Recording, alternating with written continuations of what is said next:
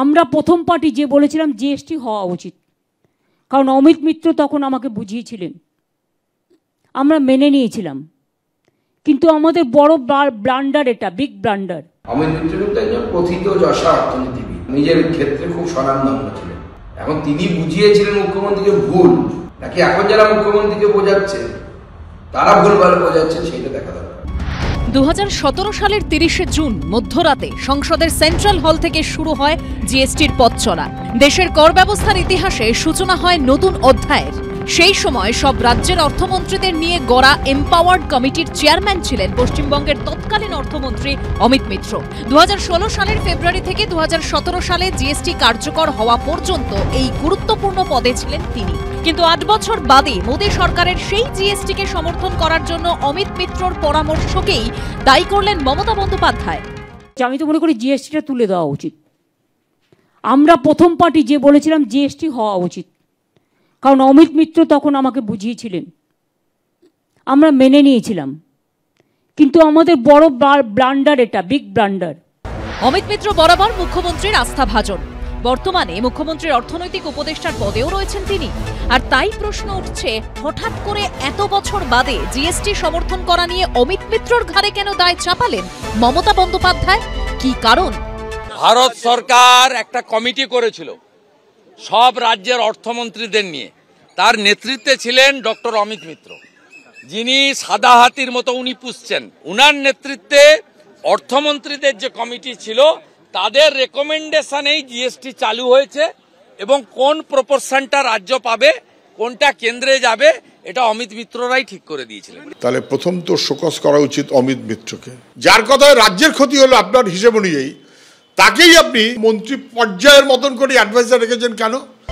পরিসংখ্যান বলছে 2023-24 অর্থবর্ষে জিএসটি বাবদ রাজ্য প্রায় 41,000 কোটি টাকা রাজস্ব পেয়েছিল।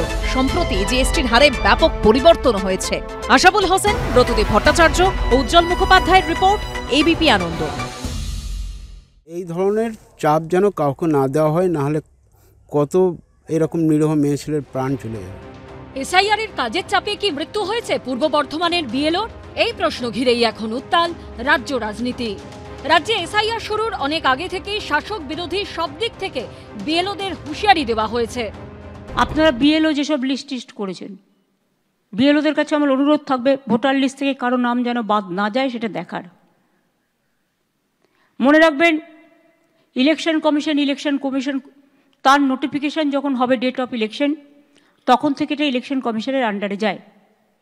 তার আগে স্টেট গভর্নমেন্ট, আবার ইলেকশনের পরেও স্টেট গভর্নমেন্ট। সুতরাং এটা মনে রাখবেন, আপনারা চাকরি করেন স্টেট গভর্নমেন্টের, কোনো মানুষকে অযথা হ্যারাস করবেন না।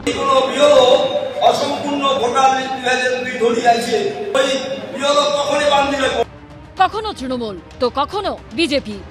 বিএলওরা কোন পার্টি, কোন দাদা দিদির কথা শুনবেন না, নইলে আপনাদের পরিণতিও বিহারের বিএলওদের মতো হবে। বিডিও এসডিওরা জেলে যাবে, কেউ যদি চাকরি তৃণমূলের জন্য চাকরি থেকে শহীদ হতে চায়, ভালো কথা। আর নির্বাচন কমিশন কাউকে সাসপেন্ড করেছে, তো রাজ্য সরকারের কিছু করতে হবে।